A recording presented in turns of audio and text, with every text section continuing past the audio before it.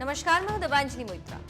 BJP ने जैसे ही शाहीन बाग में होने वाले सीएए विरोधी शहजाद अली को पार्टी में शामिल कराया, आम आदमी पार्टी बीजेपी पर टूट पड़ी, क्योंकि उस वक्त बीजेपी खुद शाहीन बाग में जुटे सीएए विरोधियों के खिलाफ बयानबाजी कर रही थी। यही वजह है कि बीजेपी ने जब शहजाद अली को बीजेपी में शामिल कराया तो आम आदमी पार्टी ने मौका देखते ही बीजेपी पर जोरदार हमला बोल दिया। लेकिन लगता है केजरीवाल की पार्टी का ये दांव उन्हीं पर उल्टा पड़ गया, क्योंकि सीएम केजरीवाल की पार्टी शाहीन बाग के बहाने चली तो थी बीजेपी को घेरने, लेकिन उल्टा उसे ही मुस्लिम समुदाय का गुस्सा झेलना पड़ रहा है। दरअसल जिस शाहीन बाग में देश भर की मुस्लिम महिलाएं सीएए और एनआरसी के खिलाफ विरोध प्रदर्शन कर रही थी, जिस शाहीन बाग की चर्चा देश विदेश में हो रही थी, उसी शाहीन बाग प्रोटेस्ट को सीएम केजरीवाल के विधायक सौरभ भारद्वाज ने बीजेपी की साजिश बता दिया। मुझे लगता है ऐसे बहुत सारे जेन्युइन लोग भी होंगे जो प्रो डेमोक्रेसी लोग थे, जिनको लगा कि हम प्रजातंत्र को बचाने यहाँ पे जा रहे हैं। और मुझे लगता है उन लोगों को भी आज बहुत बड़ा झटका लगेगा कि जिस प्रो डेमोक्रेसी के कैंपेन के अंदर वो जाते थे शाहीन बाग में, उनको भी वहां पे धोखा दिया जा रहा था, उनको भी वहां पे मैनिपुलेट किया जा रहा था। और इस पूरे के पूरे व्यू रचना के पीछे जो रचनाकार था, जो स्ट्रेटेजिस्ट थे, जो चक्रव्यूह की जिसने रचना की थी, वो भाजपा थी। और कल भाजपा के नेता दिल्ली के अध्यक्ष आदेश गुप्ता जी ने और श्याम जाजू जी ने खुद प्रेस कॉन्फ्रेंस करके मंच सजा के बताया कि शाहीन बाग के जो प्रमुख नेता थे, वो सब लोग अब भारतीय जनता पार्टी ज्वाइन कर चुके हैं और उन्होंने उनको ज्वाइन कराया। तो क्या भारत के विरोधी नारे लगाने वाले लोग अब भाजपा के अंदर आएंगे, या वो भाजपा के ही लोग थे और सिर्फ दिल्ली का चुनाव खराब करने के लिए वो भाजपा के इशारे पे शाहीन बाग बना के बैठे हुए थे?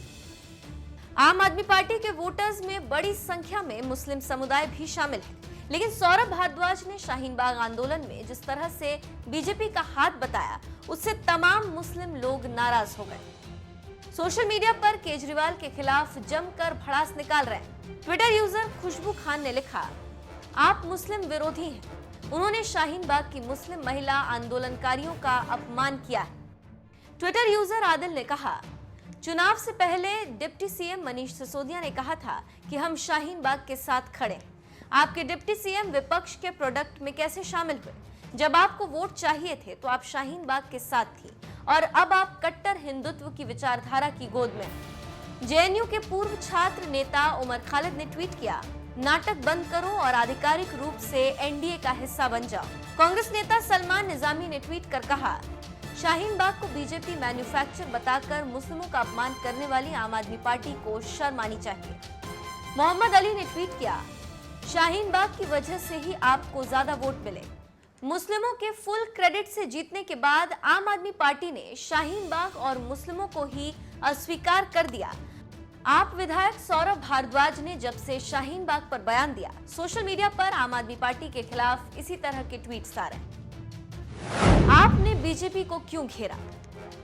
दरअसल मोदी सरकार के नाक में दम करने वाले शाहीन बाग प्रोटेस्ट के एक्टिविस्ट शहजाद अली समेत कई मुस्लिमों ने रविवार को बीजेपी का हाथ थाम लिया। दिल्ली बीजेपी के अध्यक्ष आदेश गुप्ता और पार्टी के वरिष्ठ नेता श्याम जाजू ने खुद शाहीन बाग के एक्टिविस्ट को पार्टी में शामिल कराया। जिस बीजेपी सरकार के खिलाफ शहजाद अली आवाज उठा रहे थे, उसी बीजेपी का दामन थामने की वजह बताते हुए उन्होंने कहा, मैं भाजपा में इसलिए शामिल हुआ हूं ताकि हमारे समुदाय के उन लोगों को गलत साबित किया जा सके जो सोचते हैं कि भाजपा हमारी दुश्मन है। हम सीएए के मुद्दे पर साथ मिलकर बैठकर बात करेंगे। बस इसी वजह से आम आदमी पार्टी ने शाहीन बाग आंदोलन को ही बीजेपी की साजिश बता दिया, जिसकी वजह से तमाम मुस्लिम केजरीवाल सरकार के खिलाफ जमकर भड़ास निकाल रहे हैं। बहरहाल सीएए के खिलाफ जब शाहीन बाग में प्रोटेस्ट चल रहा था, उस वक्त दिल्ली चुनाव के दौरान पीएम मोदी ने क्या कहा, जरा वो भी सुन लेते हैं। भाई और बहनों, हमारे देश के पूर्व प्रधानमंत्री डॉक्टर मनमोहन सिंह जी 10 साल इस देश पर उन्होंने प्रधानमंत्री पद के रूप में राज किया। उन्होंने संसद में कहा था, खड़े होकर कहा था, उसकी वीडियो क्लिपिंग अवेलेबल है।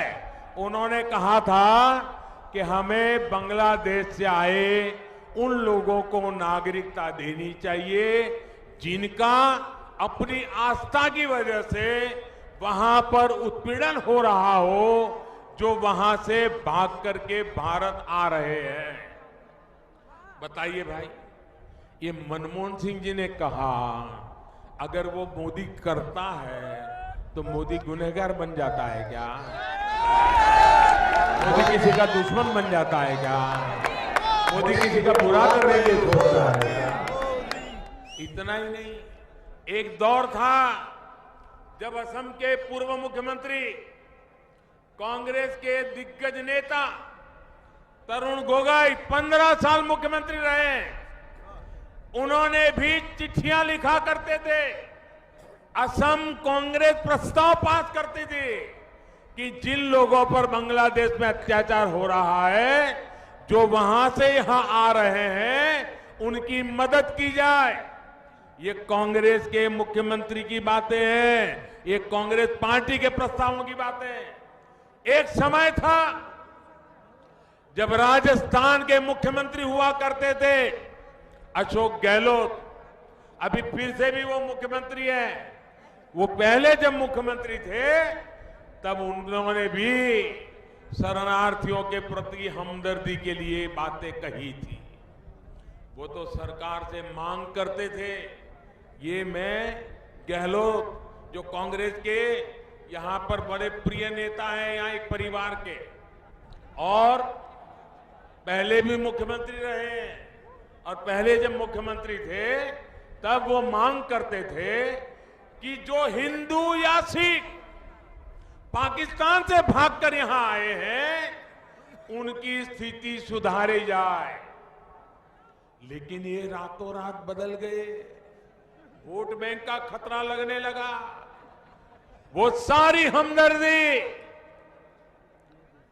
मैं हैरान हूं, आज उनके पेट का दर्द बन गई है।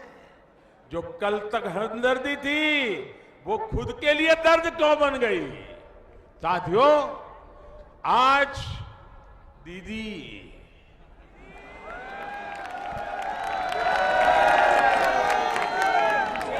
ममता दीदी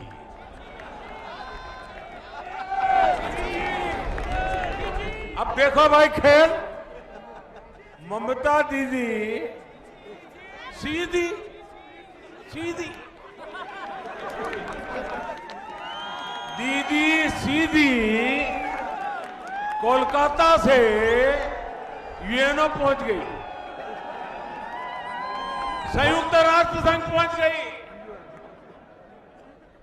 लेकिन कुछ साल पहले तक यही ममता दीदी संसद में खड़े होकर गुहार लगा रही थी कि बांग्लादेश से आने वाले घुसपैठियों को रोका जाए, वहां से आए पीड़ित शरणार्थियों की मदद की जाए। संसद के अंदर स्पीकर के सामने कागज फेंकती थी बांग्लादेशियों के खिलाफ। दीदी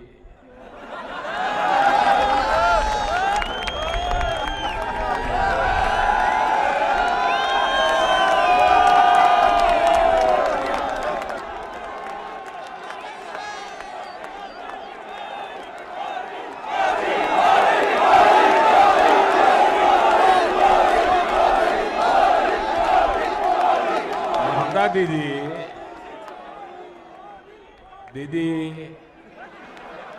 अब आपको क्या हो गया? आप क्यों बदल गई? आप क्यों अफवाह फैला रही हो? अरे चुनाव आते हैं जाते हैं, सत्ता मिलती है चली जाती है, इतनी डरी क्यों हो रे? बंगाल की जनता पे भरोसा करो। बंगाल की जनता से आपका विश्वास क्यों उठ गया है? बंगाल के नागरिकों को आपने दुश्मन क्यों मान लिया है? आपको याद होगा कुछ साल पहले कोलकाता के बाहर रेगुलर आर्मी का काम होता है देश के अलग अलग भागों में, उनकी एक ड्रिल होती है। वो ट्रैफिक की क्या स्थिति है, कभी परिस्थिति पैदा हुई और आर्मी को मूव करना पड़े तो रोड ट्रैफिक, ये सारा वो रेगुलर उनका ड्रिल होता है। वो एक बार बंगाल में कर रहे थे, दीदी ने तूफान खड़ा कर दिया कि मोदी की सेना बंगाल पे आ गई है। क्या हो गया है रे भाइयों बहनों, आज वो नागरिकता कानून पे सवाल उठा रही है। खैर, आपकी दिक्कत समझ में आती है, यहां बैठे हुए लोग भी समझते हैं आप किसका विरोध और किसका समर्थन कर रही हो, ये पूरा हिंदुस्तान भली भांति देख रहा है। साथियों, आज जिस वामपंथ को भारत की जनता नकार चुकी है, जो अब दुनिया में से सिकुड़ते सिकुड़ते कुछ कोने में रह गए हैं, जो अब समाप्ति पर है, उसी के दिग्गज, ये भी जरा देख लीजिए, ये कम्युनिस्ट पार्टी के दिग्गज, उनके नेता प्रकाश कारंती ने कहा था कि धार्मिक उत्पीड़न की वजह से बांग्लादेश से आने वालों को मदद की बात उन्होंने भी की थी। आज जब इन्हीं लोगों के राजनीतिक दल धार्मिक उत्पीड़न की वजह से भारत आए शरणार्थियों को नागरिकता देने से मना कर रहे हैं, तो इनका असली चेहरा भी देश के लोगों के सामने आ रहा है। उस समय की हमदर्दी सिर्फ और सिर्फ बहाना था, वोट बैंक की राजनीति थी। देश की जनता के साथ बोला गया सफेद झूठ था, पक्का झूठ था। सच्चाई यही है कि ये लोग सिर्फ और सिर्फ वोट बैंक की राजनीति कर सकते हैं। अपने इसी वोट बैंक के लिए ये राजनीतिक दल लगातार लोगों को भड़का रहे हैं, अफवाहें फैला रहे हैं, नई नई अफवाहें गढ़ रहे हैं। एक टीवी वाले को तो उसके एक महाशय ने हिसाब लगा दिया कि एनआरसी में कितना खर्चा होगा, कितना खर्चा कहां जाएगा, देश के कितने स्कूल। अरे जो है ही नहीं, ये दिमाग खाए खपा रहे हो रे, क्यों लोगों को अफवाह फैला के मूर्ख बना रहे हो। यहां दिल्ली के लोग तो देख चुके हैं कि कैसे बस जलाने के मामले में एक नाता अफवाह फैलाने का काम किया, दिल्ली पुलिस तक को कटघरे में खड़ा कर दिया। भाइयों और बहनों, ये ऐसे लोग हैं जिनको ये भी जरा समझ लो, देश का पढ़ा लिखा नौजवान मेरी इन बातों को जब सुनेगा और जो मैं बातें करता हूं उनकी जांच पड़ताल करेगा, तो आज जो अफवाहें फैलाई हैं, जो भ्रम फैलाया गया है, उसके खिलाफ देश का नौजवान भी खड़ा हो जाएगा। भाइयों बहनों, ये लोग, मैं जरा उनको पूछना चाहता हूं, ये ऐसे लोग हैं जिनको जम्मू कश्मीर की विधानसभा में महिला और पुरुष के आधार पर बने स्थायी निवासी कानून से कोई दिक्कत नहीं थी, लेकिन यहां धार्मिक अल्पसंख्यकों को नागरिकता का रास्ता आसान हो, इससे इनके पेट में दर्द हो रहा है। आज जो पार्टियां यहां शोर मचा रही है, वो 2004 में कहां थी जब वहां की सरकार ने कहा कि राज्य से बाहर के निवासी से शादी करने पर जम्मू कश्मीर की बेटियों की वहां की नागरिकता खत्म हो जाएगी। तब तुम कहां थे? क्या वो भेदभाव भारत के संविधान की स्पिरिट के अनुसार था?